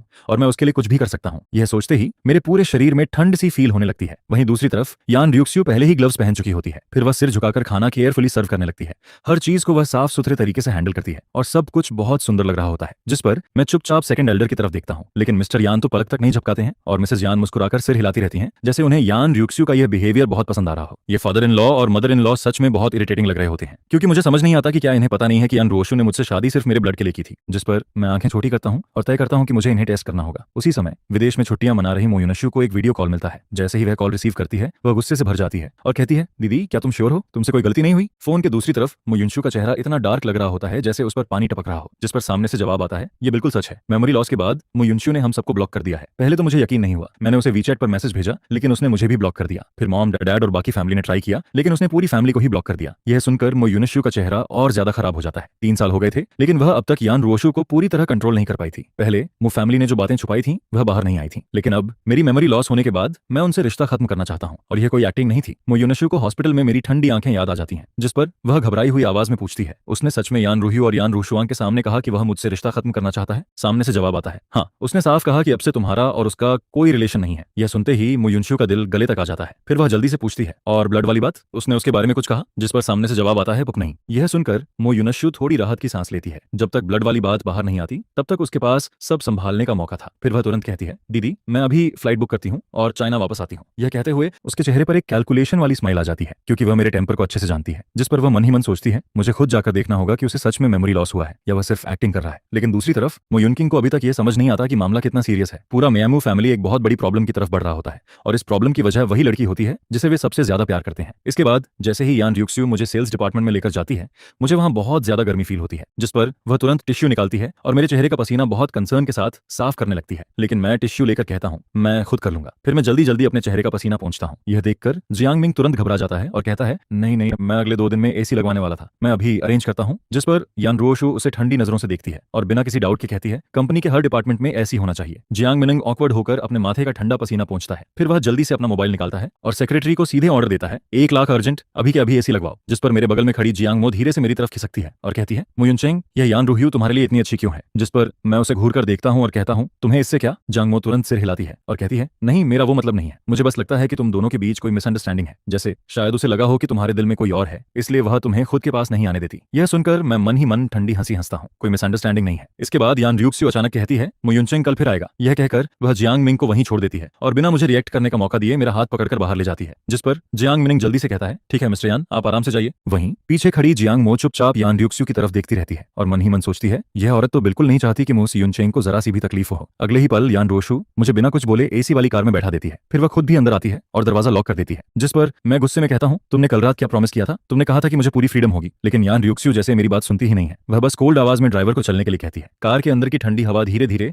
मेरे गुस्से को थोड़ा शांत कर देती है। 1 घंटे बाद कार रुकती है। फिर यान रोशु मेरा हाथ पकड़ती है और मुझे दूसरे विला के अंदर लेकर जाती है। जिस पर मैं उसका हाथ झटक देता हूँ और कहता हूँ, मैं खुद चल सकता हूँ, मुझे पकड़ो मत। लिविंग रूम के सोफा पर यान रोशु चुपचाप बैठ जाती है। उसके चेहरे पर वही शांति होती है जो तूफान आने से पहले होती है। फिर वह मुझे देखती है और पूछती है, तुम इतनी मुश्किल जगह पर काम करने क्यों गए? यह कहते हुए वह मेरे चेहरे के पास आती है और मेरे गाल के पास की लट हटाने लगती है। पहले शायद मेरा दिल तेज धड़कने लगता, लेकिन अब मुझे सिर्फ इरिटेशन फील होती है। फिर वह धीरे से कहती है, मुझे अच्छा नहीं लगता कि तुम इतना हार्ड वर्क करो। यह सुनकर मैं मन ही मन हंसता हूँ। यह औरत सच में अजीब है। उसके मुंह से प्यार वाली बातें इतनी आसानी से निकलती हैं। शायद इसी वजह से मैं पहले उसके झांसे में आ गया था। वह मुझे मैनिपुलेट करना बहुत अच्छे से जानती थी। मैं उसका हाथ हटाता हूँ और ठंडी आवाज में कहता हूँ, मैं पैसे कमाना चाहता हूँ। भले ही मैं मिस्टर यान हूँ, लेकिन मैं सिर्फ नाम का हूँ। बाहर वालों को यह नहीं पता। वे मेरे नाम पर हाउस खरीदेंगे, मुझे अच्छा कमीशन मिलेगा। हाउस बेचूंगा, फिर ज्वेलरी बेचूंगा। इस आइडेंटिटी की जितनी वैल्यू है मैं उसका पूरा यूज करूंगा। जिस पर यान र्यूक्स्यू मुझे ध्यान से देखती है और कहती है, मेरा सारा पैसा तुम्हारा ही तो है, मेरी सारी बैंक कार्ड्स तुम्हारे पास हैं। मो युनचेंग, तुम्हें इतनी मेहनत करने की जरूरत ही नहीं है। यह सुनकर मैं कुछ पल के लिए रुक जाता हूँ। फिर मैं उसे देखता हूँ, क्या सच में उसकी सारी बैंक कार्ड्स मेरे पास हैं? मुझे इस बात पर बिल्कुल यकीन नहीं होता। जिस पर मैं तुरंत पूछता हूँ, तो फिर हमारा प्रीन्यूप्शियल एग्रीमेंट कहाँ है? उसे निकालो और मुझे दिखाओ। यह सुनते ही उसकी आंखों में एक ठंडी सी चमक आ जाती है। फिर वह धीरे से कहती है, कौन सा प्रीन्यूप्शियल एग्रीमेंट? हमारे बीच ऐसा कुछ नहीं है। मैं एकदम कंफ्यूज हो जाता हूँ। अगर ऐसा कुछ नहीं है तो फिर क्या हमने शादी ही नहीं की? लेकिन इंटरनेट पर हमारी शादी के फोटोज और न्यूज मौजूद हैं। इसका मतलब शादी हुई थी। फिर एग्रीमेंट क्यों नहीं था जब तक कि हम लीगली हस्बैंड वाइफ ही ना हो? जिस पर यान रोशु तुरंत अपना फोन निकालती है, फोटो एल्बम खोलती है और मेरे सामने हमारी शादी की फोटोज रख देती है। वे फोटोज शादी से 1 दिन पहले की होती हैं, लेकिन मैं तुरंत अपना चेहरा दूसरी तरफ घुमा लेता हूँ। मैं उन्हें और नहीं देखना चाहता। उन फोटोज में मैं कितना खुश दिख रहा था, कितनी स्वीट स्माइल थी मेरे चेहरे पर। लेकिन अब सोचता हूँ तो दिल में सिर्फ दुख फील होता है। शादी की फोटो में मैं जितना खुश था, वेडिंग नाइट में उतना ही रोया था। मेरा पुराना वाला खुद सच में बहुत बेवकूफ था। फिर यान रोशु धीरे से मेरा हाथ पकड़ती है और बहुत सॉफ्ट आवाज में कहती है, मो युनचेंग, मुझे खुद से दूर मत करो प्लीज, हम हमेशा से एक दूसरे से प्यार करते आए हैं। यह सुनकर मैं ताना मारते हुए मुस्कुराता हूँ और कहता हूँ, तो फिर मो युनशिउ का क्या? जिस पर वह तुरंत कहती है, हम दोनों के बीच कुछ नहीं है, मैं सिर्फ तुमसे प्यार करती हूँ, तुम्हें मुझ पर भरोसा करना होगा। मो युनशिउ को डिप्रेशन है,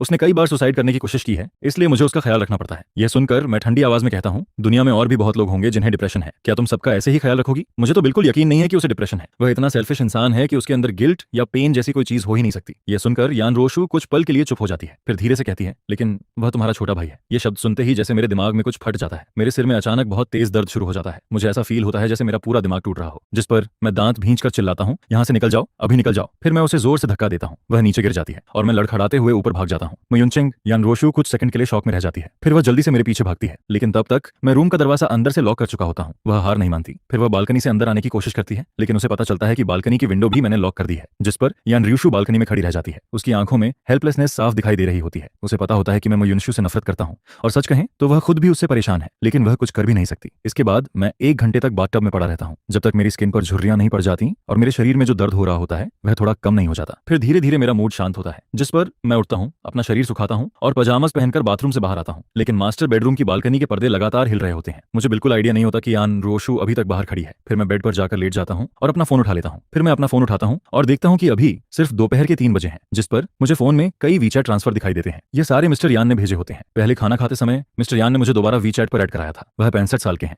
अगर उन्होंने 40 साल की उम्र में बेटी न की होती तो उनकी उम्र मेरे दादा बनने के लिए भी काफी थी। मैं कुछ मिनट तक उनका प्रोफाइल देखता रहता हूँ। फिर जैसे ही मैं फोन रखकर सोने वाला होता हूँ तभी एक अननोन नंबर का कॉल आ जाता है। मैं पहले उसे इग्नोर करता हूँ, लेकिन सामने वाला बार बार कॉल करता रहता है, जिस पर मुझे थोड़ा अंदाजा हो जाता है कि यह कौन हो सकता है। फिर मैं आखिरकार कॉल उठा लेता हूँ। ब्रदर, मैं चाइना वापस आ रही हूँ, क्या तुम खुश हो? कॉल कनेक्ट होते ही सामने से एक नरम लेकिन अजीब सी मैलिशियस आवाज सुनाई देती है, जिस पर मैं तुरंत आंखें छोटी कर लेता हूँ। मुझे लगा था कि म्यू फैमिली में से कोई होगा जिसे मैंने ब्लॉक किया है, लेकिन मैंने ये बिल्कुल एक्सपेक्ट नहीं किया था कि वह खुद एमू युनश्यू होगी। मैं ठंडी हंसी हंसता हूँ और कहता हूँ, हाँ मैं बहुत खुश हूँ, मैं तो बस तुम्हें मारने का इंतजार कर रहा हूँ, जल्दी वापस आओ। यह सुनते ही मुकेतो युनश्यू की बात जैसे उसके गले में ही अटक जाती है। मैं मन ही मन सोचता हूँ, युनश्यू, तुमने मुझसे जो छीना है मैं उसका 1000 गुना वापस लूंगा। इसके बाद मैं उससे और बात करने की जरूरत नहीं समझता। मैं कॉल काट देता हूँ और उसका नंबर फिर से ब्लॉक कर देता हूँ। फिर मैं जल्दी ही सो जाता हूँ, लेकिन मेरे सपने में सिर्फ घुटन भरा अंधेरा होता है और किसी के रोने की आवाज आती रहती है। मुझे ऐसा फील होता है जैसे किसी ने बार बार मेरे शरीर में सुई चुभाई हो, जिस पर मैं दर्द से सिकुड़कर बेड पर गोल होकर लेट जाता हूँ। और फिर सपने के आखिर में मुझे एक बहुत तेज टक्कर महसूस होती है। उसके बाद कोई घुटी हुई आवाज में एक नाम पुकारता है, मो युनश्यू। मो युनश्यू कौन है? कौन मुझे यह नाम लेकर बुला रहा है? वहीं बालकनी के बाहर खड़ी यान रोशु मेरी दर्द भरी चीख सुन लेती है, जिस पर वह एकदम घबरा जाती है। फिर वह बिना सोचे ग्लास विंडो को जोर से धक्का देती है और अंदर आ जाती है। फिर वह जल्दी से बेड तक आती है और मुझे कसकर अपनी बाहों में पकड़ लेती है। डरो मत, मैं यहीं हूँ। उसकी बॉडी की वार्मथ मुझे नाइटमेयर से बाहर खींच लाती है। मैं अभी भी थोड़ा कंफ्यूज्ड होता हूँ। कुछ देर तक मुझे समझ ही नहीं आता कि अभी क्या हुआ, क्योंकि यह सपना नहीं लग रहा था। ऐसा लग रहा था जैसे मैंने सच में यह सब झेला हो, नहीं तो मेरे शरीर में इतनी दर्द वाली रिएक्शन क्यों होती। सच कहूं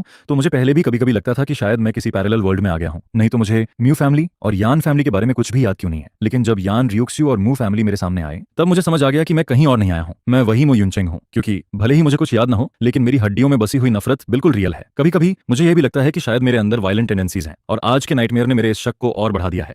मुझे पूरा यकीन है कि मेरा मेमोरी लॉस किसी कार एक्सीडेंट की वजह से हुआ है, लेकिन एक दिन मुझे वह सारी तकलीफें जरूर याद आएंगी जो मैंने झेली हैं। और जिस दिन मुझे सब याद आ गया, उस दिन जिसने भी मेरे साथ गलत किया है वह मुझसे बच नहीं पाएगा। फिर मैं धीरे से कहता हूँ, तुम मुझे बहुत जोर से पकड़ रही हो, दर्द हो रहा है। यह सुनते ही यान रियुक्स्यू तुरंत मुझे थोड़ा ढीला छोड़ देती है, लेकिन उसका हाथ अभी भी मेरे कंधे पर रहता है। फिर वह धीरे से पूछती है, क्या तुम्हें नाइटमेयर आया था? उसकी आवाज बहुत सॉफ्ट होती है और उसमें एक अजीब सी केयर फील होती है, जिस पर मैं उसकी आंखों में देखता हूँ। फिर हल्का सा मुस्कुराता हूँ और कहता हूँ, हाँ मैंने सपना देखा कि मेरी लॉटरी लग गई।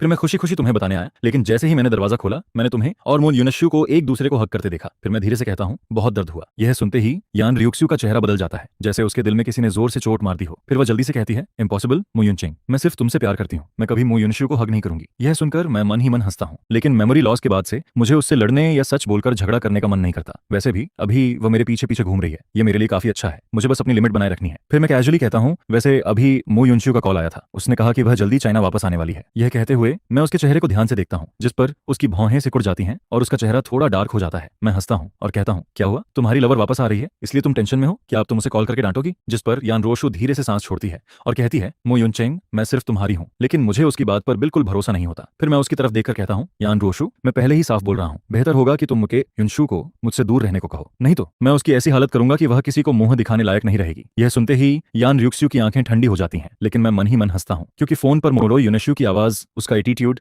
और उसके सोशल मीडिया रिकॉर्ड्स देखकर मुझे साफ समझ आ गया था कि वह पहले भी मुझे बार बार परेशान करती रही है। नहीं तो हर बार वेडिंग नाइट, एनिवर्सरी और वैलेंटाइंस डे पर वह सिर्फ एक कॉल करके यान रोशु को अपने पास क्यों बुला लेती? वैसे भी अब मैं पहले से सब एक्सपेक्ट कर चुका हूँ। जिस दिन मैंने सच में वो युनश्यू को सबके सामने इंसल्ट किया, उस दिन यान रोहियो मेरे पास लड़ने ना आए, यही अच्छा होगा, नहीं तो मैं उसे भी नहीं छोड़ूंगा। फिर मैं उसकी तरफ देखकर कहता हूँ, तुम्हें यान ग्रुप की प्रेसिडेंट नहीं बनना? तुम्हें कंपनी नहीं जाना? उसका हाथ अभी भी मेरे पैजामेज के ऊपर रखा होता है, उसकी हथेली बहुत गर्म लग रही होती है, और सच कहूं तो मैं अब उसके जैसे इंसान के साथ रहना बिल्कुल भी बर्दाश्त नहीं कर सकता। जिस पर वह धीरे से कहती है, डैड ने कंपनी का काम पहले ही इन दिनों उसे और रोशुआंग को उसके ऊपर छोड़ दो, मुझे बस तुम्हारे साथ रहने पर कंसंट्रेट करने दो। जिस पर मैं तुरंत कहता हूँ, मुझे तुम्हारे साथ रहने की जरूरत नहीं है। यह कहते ही मेरा चेहरा इंस्टेंटली डार्क हो जाता है, क्योंकि रात में उसका मुझे पकड़कर सोना ही पहले से इनफ इरिटेटिंग था, और फिर दिन में भी वो किसी घोस्ट की तरह मेरे पीछे पीछे घूमती रहती है। जिस पर यान रोशु बिल्कुल भी गुस्सा नहीं होती है, उसके चेहरे पर जरा सा भी टेंपर नहीं आता है, और फिर वो धीरे से कहती है, मैं बस तुम्हारे साथ रहना चाहती हूँ। यह सुनकर मुझे फिर से ऐसा फील होता है जैसे मैंने कॉटन पर पंच मारा हो, लेकिन फिर मुझे उसका कल वाला एग्रीमेंट याद आता है, जिस पर मैं एक गहरी सांस लेता हूँ। इसके बाद मैं डिसाइड करता हूँ कि मुझे उससे प्रॉपर्ली बात करनी चाहिए। आखिर हम एक फेमस प्लास्टिक कपल थे और पिछले 3 सालों से ऐसे ही रह रहे थे। अब मैं उन सारी अनहैप्पी बातों को भूलना चाहता हूँ और बस अपनी खुद की लाइफ जीना चाहता हूँ। जिस पर मैं उससे कहता हूँ, तुमने कल मुझसे प्रॉमिस किया था, लेकिन अब फिर से ऐसे मुझे परेशान कर रही हो। अगर तुम ऐसे ही मेरे पीछे घूमती रहोगी तो मुझे फ्रीडम कैसे मिलेगी? यान रोशु, तुम वैसे भी आंशिक ग्रुप की प्रेसिडेंट हो, तुम्हें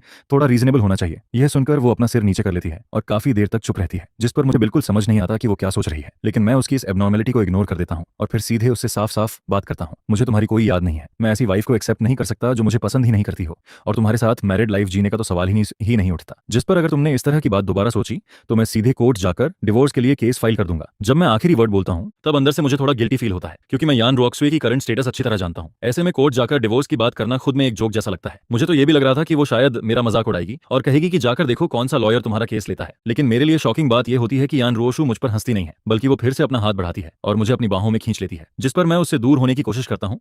लेकिन तभी वो मेरे कान के पास धीरे से फुसफुसाती है, मो युनचेंग, तुम जो चाहो वो कर सकते हो, मैं सब मान लूंगी, लेकिन डिवोर्स वो कभी पॉसिबल नहीं है। इसके बाद मास्टर बेडरूम की विंडो जो पहले टूट गई थी उसे ठीक करवाने के लिए यान रोशु नेचुरली लोगों को बुलाती है। वहीं मैं खुद को थोड़ा काम करता हूँ, कपड़े चेंज करता हूँ और बाहर निकल जाता हूँ। शाम को मैंने जियांग मो के साथ डिनर का प्लान बनाया था, और क्योंकि यान र्यूक्स्यू ने मुझसे फ्रीडम देने का प्रॉमिस किया था, इसलिए इस बार वो मेरे पीछे नहीं आती है। हालांकि सीक्रेटली बॉडीगार्ड्स अब भी मेरी प्रोटेक्शन कर रहे होते हैं। मुझे अपना पास्ट बिल्कुल याद नहीं है, जिस पर मैं किसी पर भी भरोसा नहीं करता हूँ। अगर इस वक्त मुझे किसी पर ट्रस्ट है तो वो सिर्फ जियांग मो है। हम दोनों रेस्टोरेंट में बैठते हैं, लेमनेड पी रहे होते हैं, तभी जियांग मो थोड़ी शॉक्ड होकर मुझे देखती है। फिर वो कहती है, मैंने तो सच में कभी एक्सपेक्ट नहीं किया था कि युनचेंग, यान फैमिली में तुम्हारा स्टेटस इतना हाई होगा। आज पूरे दिन कंपनी में यान रूहियो बिल्कुल रेस्टलेस रही है। मुझे तो हमेशा लगा था कि तुम यान फैमिली में बहुत ग्रीवेंस सहते हो, लेकिन असल में तो बात बिल्कुल उल्टी निकली। यह सुनकर मैं हल्का सा हंस देता हूँ। फिर मैं कहता हूँ, मैं मानता हूँ कि यान फैमिली मेरे साथ अच्छा बिहेव करती है, लेकिन तुम्हें मेरा कौन सा हाई स्टेटस दिख गया? जिस पर जियांग मो तुरंत कहती है, क्या हाई स्टेटस नहीं है? तुम बस कैजुअली सर्वेंट से मिल्क मंगवाते हो और यान रोक्सवे खुद उसे लेकर आती है। तुम आधा सेंटेंस भी नहीं बोलते और डिनर के टाइम वो अपने हाथों से तुम्हारे लिए श्रिम्प पील करके देती है। अगर ये हाई स्टेटस नहीं है तो फिर क्या है? इसके बाद वो मजाक में कहती है, क्या यान फैमिली में तुम्हारा स्टेटस साबित करने के लिए उसे तुम्हारे सामने घुटनों पर बैठना पड़ेगा? यह सुनकर मैं सीधे चुप हो जाता हूँ,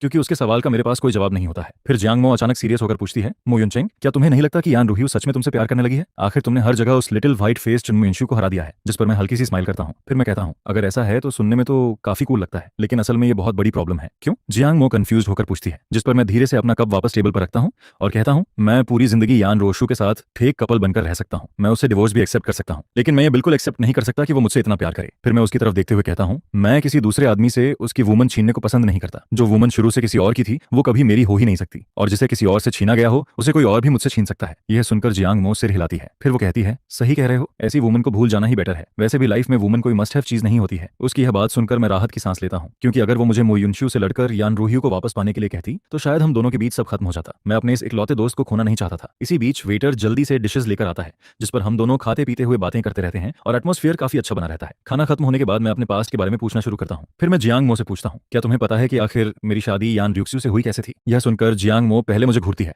और फिर अचानक जोर से हंस पड़ती है। उसके चेहरे पर एक स्ट्रेंज सेटिस्फैक्शन दिखाई देता है। फिर वो कहती है, क्योंकि तुमने उसे रिजेक्ट कर दिया था। जिस पर मैं पूरी तरह स्टन्ड रह जाता हूँ। मैंने यान रोशु को रिजेक्ट किया था? हाँ, जियांग मो कहती है, जब तुम टीनेजर थे। इसके बाद वो धीरे धीरे वो सीक्रेट याद करने लगती है जो मैंने उसे पहले बताया था। फिर वो कहती है, तुम और यान रोशु एक ही हॉस्पिटल में एडमिट थे। उस टाइम उसे शायद ऑटिज्म था। एक दिन वो रूफटॉप से जंप करने की कोशिश करती है, जिस पर तुम उसे बचाने के लिए दौड़ते हो, लेकिन तुम उसे पकड़ नहीं पाते और फिर तुम दोनों साथ में नीचे एयरबैग पर गिर जाते हो। यह सुनकर मैं पूरी तरह स्टन्ड रह जाता हूँ, क्योंकि मैंने कभी इमेजिन भी नहीं किया था कि बचपन में यान रोशु को ऑटिज्म था। लेकिन फिर जब मैं उसके अभी वाले साइलेंट और कोल्ड बिहेवियर के बारे में सोचता हूँ तो यह बात इंपॉसिबल भी नहीं लगती है। इसके बाद जियांग मो बताती है कि यान र्यूक्स्यू और मो युनशु भी उसी टाइम मिले थे। जिस पर वो कहती है, तुमने उसे बचाया था, लेकिन उसके बाद मो युनशु हर दिन उसके वार्ड में जाता था, उससे बातें करता था और धीरे धीरे वो उसके करीब आती गई। फिर जियांग मो थोड़ा रुकती है, पानी पीती है और कहती है, वैसे मो युनशु एक कार्टूनिस्ट है और पिछले 10 सालों से उसका क्रश भी वही है। उसकी फेमस वर्क्स और यान रूहियो के साथ उसके रूमर्स हमेशा हॉट सर्च पर रहते हैं, जिस पर फैंस भी हर बार यही कहते रहते हैं कि दोनों ही ट्रू लव हैं। उन्हें कभी ऐसा नहीं लगता कि 10 साल का क्रश अगर हॉस्पिटल वाले टाइम से गिना जाए तो सच में पूरे 10 साल हो जाते हैं। और फिर वो ऐसी मिस्ट्रेस बन जाती है जो शादी करने लायक भी नहीं है, लेकिन फिर भी सोचती है कि तुम जो उसके रियल हस्बैंड हो, तुम्हें घर छोड़कर निकल जाना चाहिए ताकि वो अपनी जगह बना सके। यह सुनकर मैं ऑलमोस्ट श्योर हो जाता हूँ कि जब यान रोशु ने मुझसे शादी की थी तब वो उसकी रखी हुई कंडीशन थी ताकि मैं मुझे जीवन के लिए अपनी पढ़ाई कंटिन्यू कर सकूं, और क्योंकि मैंने उसकी जान बचाई थी इसलिए उसे मुझे यह नाम का हस्बैंड बनाना पड़ा जो बस नाम में था, रियल में नहीं। मैं पहले यान र्यूक्स्यू को पसंद करता था, जिस पर मैं अपने हाथों की तरफ देखता हूँ।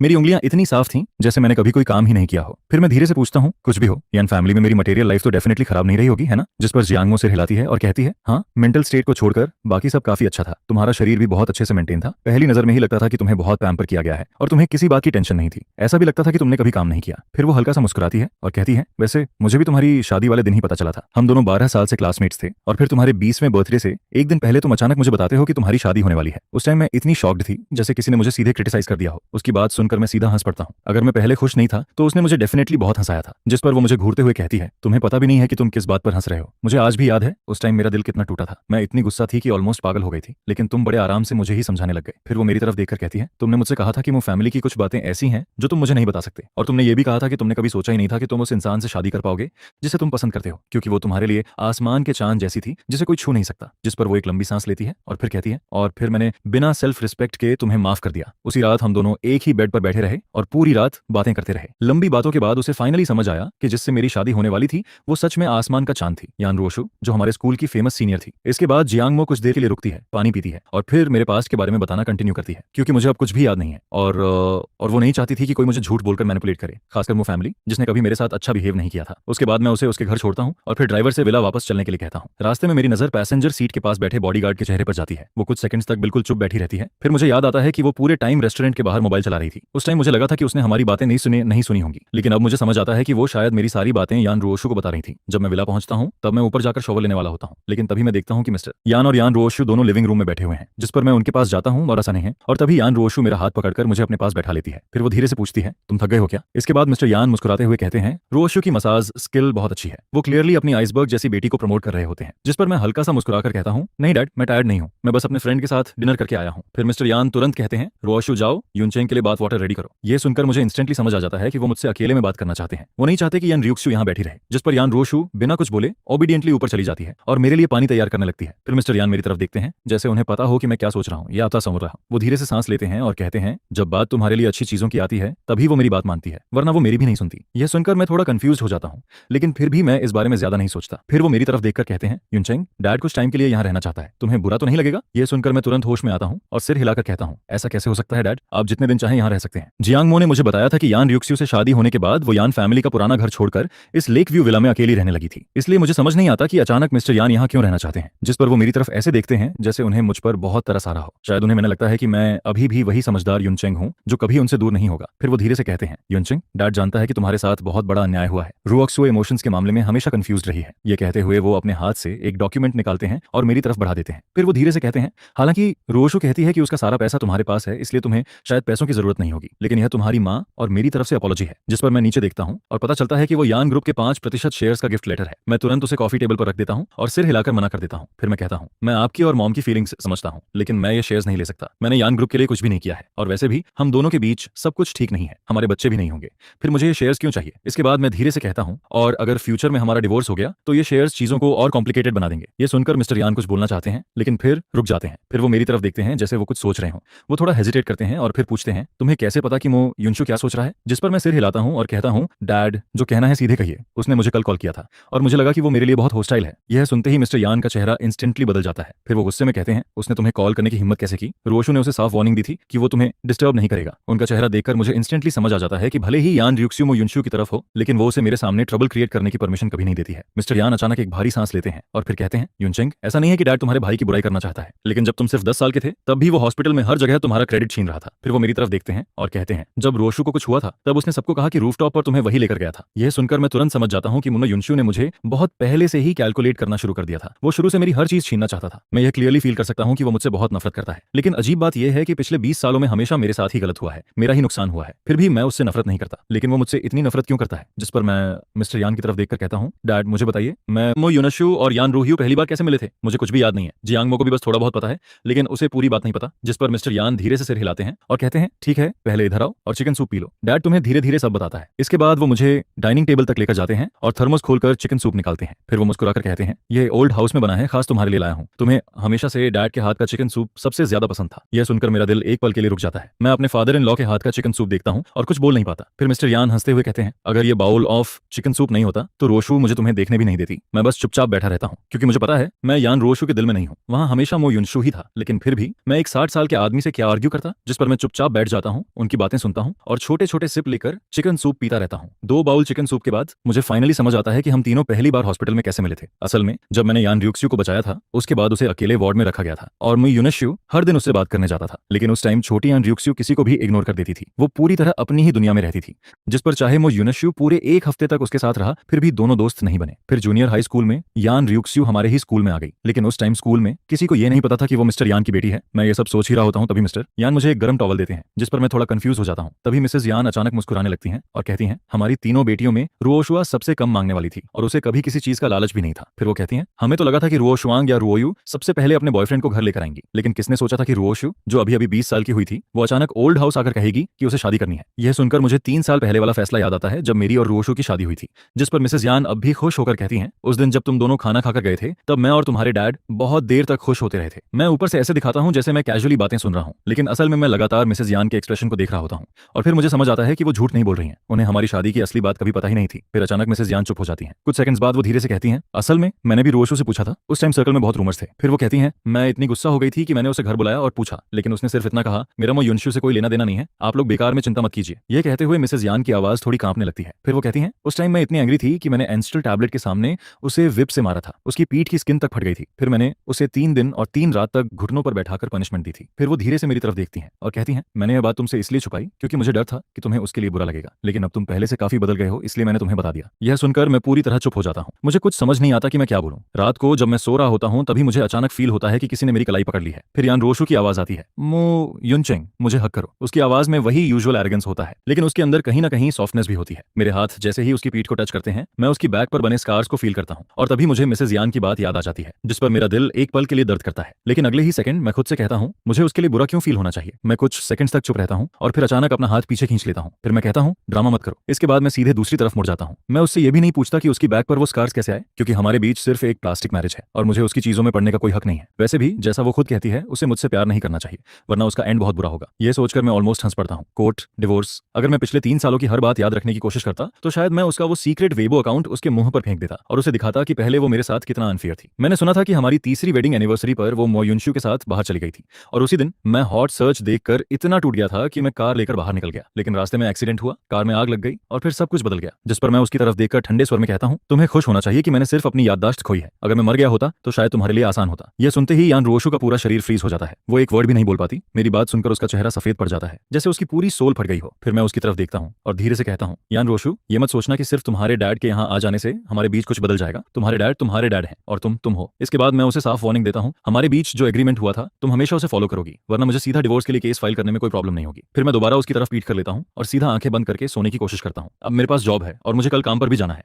मेरे पास इतना टाइम नहीं है कि मैं उसके साथ बैठकर इन बेकार बातों को क्लियर करूं। वैसे भी इन सब बातों के बारे में सोचने से सिर्फ मैं अंदर ही अंदर परेशान होता हूं और मेरा मूड और खराब होता है। मैं अब बस आगे देखना चाहता हूं, पीछे कभी नहीं। ये सोचते सोचते मैं जल्दी सो जाता हूं। लेकिन दूसरी तरफ यान रोशु मेरी इस बेरुखी से पूरी तरह फ्रीज हो जाती है। वो पूरी रात बेड पर चुपचाप पड़ी रहती है और पहली बार उसे यह डाउट होने लगता है कि उसने जो चॉइस की थी वो सही थी या नहीं। उसी टाइम मो युनशु, जिसे मो युनकिंग और उसकी बाकी 2 बहनों ने खुद एयरपोर्ट से पिक किया था, घर पहुंचते ही हवा की तरह लिविंग रूम में घुसता है, जिस पर वो सीधा अपने मॉम और डैड को गले लगा लेता है। यह देखकर म्यू फैमिली के मॉम डैड तुरंत खुश हो जाते हैं और कहते हैं, अरे युनशु वापस आ गया, आओ जल्दी बैठो, पहले जूस पी लो। जिस पर मो युनशु मुस्कुराकर कहता है, thank you mom, thank you dad. फिर वो पूरे फैमिली के बीच बैठ जाता है। उसकी तीनों बहनें भी उसके पास बैठ जाती हैं। वो धीरे धीरे जूस के 2 सिप लेता है और फिर अपने पेरेंट्स की तरफ देखकर कहता है, मॉम डैड, बड़ी बहन ने कहा कि भाई को एमनीजिया हो गया है। यह सुनते ही मुंह फादर का चेहरा उतर जाता है और वो जोर से नाक से सांस छोड़ते हैं। मुंह मदर का चेहरा भी तुरंत खराब हो जाता है। साफ दिख रहा था कि उन्हें हॉस्पिटल वाला दिन अब भी याद है, जब मैं वार्ड में उनसे बहुत ठंडे तरीके से मिला था। जिस पर म्यू मदर गुस्से में कहती हैं, यह कोई टीवी सीरियल नहीं चल रहा है, बस एक छोटा सा कार एक्सीडेंट हुआ था। मैंने डॉक्टर से पूछा भी था, उसने कहा था कि बस हल्का कॉन्फ्यूजन है। फिर मेमोरी कैसे जा सकती है? मुझे तो लगता है कि वो सिर्फ ड्रामा कर रहा है ताकि यान रोशु का अटेंशन उसे मिले। यह सुनकर मो युनशु का एक्सप्रेशन थोड़ा बदल जाता है, क्योंकि हॉस्पिटल वाले दिन के बाद से वो कई रातों से ठीक से सोया नहीं था। उसके दिमाग में बार बार यही चल रहा था कि शायद मैं उसकी नकल कर रहा हूँ, क्योंकि हर बार जब भी वो कहता था कि उसकी तबीयत खराब है,